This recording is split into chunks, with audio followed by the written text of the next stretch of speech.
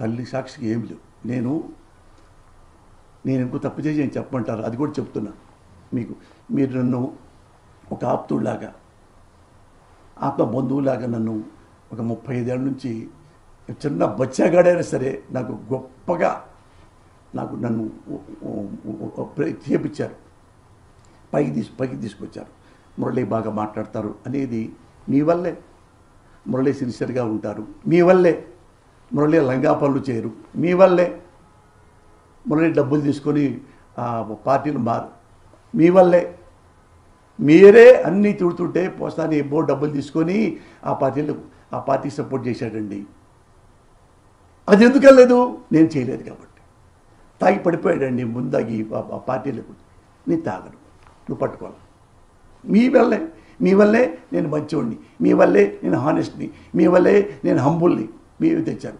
అందుకని నేను మొక్కబట్టం లేదు అబద్ధం చెప్పడానికి, నిజం చెప్పడానికి. ఇప్పుడు చెప్తానండి. మా అబ్బాయి ఇంత మాట అన్నాడు కదా, ఈ మాట చెప్పకూడదు అనుకున్నా, కానీ మరి జర్నలిస్టు నా ఫ్రెండ్ క్వశ్చన్ వేశాడు. ఇప్పుడే వచ్చానంటే నేను మా అబ్బాయిని మేనేజ్ చేశాను. ఎట్లా? మా అబ్బాయి అట్లా అంటే నేను అన్నాను, అరే నా రాజకీయాలకి నీకేంట్రా సంబంధం? నేను రాజకీయాలంటే నాకు ఇష్టం రా. ఏమడిగాను మిమ్మల్ని? నేను పేకాడతానా? ఆ మాలెపడి తిరుగుతానా? పిచ్చి పిచ్చి వేషాలు వేస్తానా? ఏమన్నా గుర్రపుర పందాలు వేసానా? ఏమి నన్ను ఇంటూ పైసా కూడా వేస్ట్ చేయరు కదా నాన్న. నాకు రాజకీయం అంటే ఇష్టం నాన్న అని. నీకెందుకు నాన్న, నువ్వు ఎన్నెన్నో పనులు చేస్తావు. నేను అడిగాను నిన్ను, నువ్వు వెళ్తావు కారు వేసుకొని, ఎక్కడికి రా అని అన్నాను. నాన్న నువ్వు మంచోడివి కాబట్టి నేను అనలేదు, మరి నన్ను ఎందుకున్నానో నువ్వు కామెంట్ చేస్తున్నావు అని వాడిని నోరు మూపించడానికి ట్రై చేస్తే ఇంకొకసారి మాట్లాడిన తర్వాత నాకు ఏడుపు వచ్చింది. ఇది వాస్తవం నాన్న.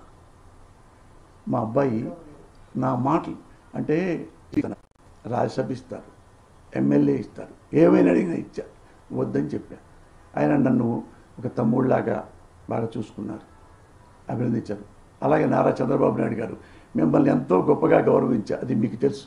మీకోసం 2 లక్షలు నా ఓటు గురించి రాశాను.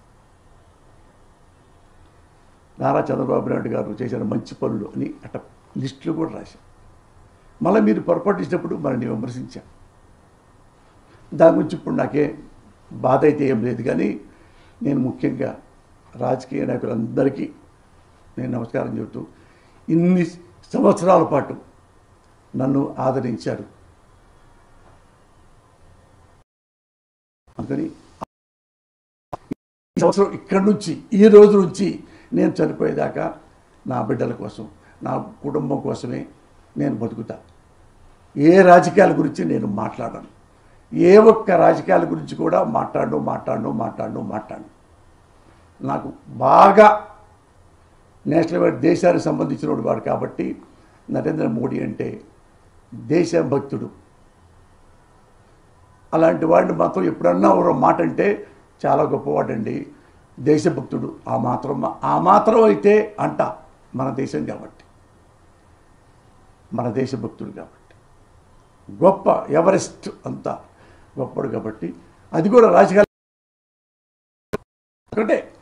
ఒక దేవుణ్ణి ఎలాగ నన్ను ఒక భక్తితో నమస్కరిస్తాను, అప్పుడు ఎప్పుడన్నా మోడీ గారు కనపడితే ఒక నమస్కారం పెట్టుకుంటా, అంతే తప్ప ఇక రాజకీయాలు అనేది నా నోటితో నేను ఎప్పుడు ఒక వర్డ్ కూడా ఈ ప్రెస్ మీట్తో ఇది క్లోజ్.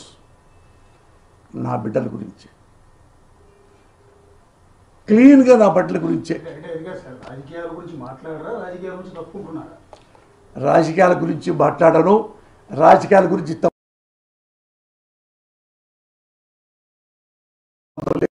ఏ నాయకుడి గురించి నేను కామెంట్ చేయను, మంచి చెప్పను, మాట్లాడను.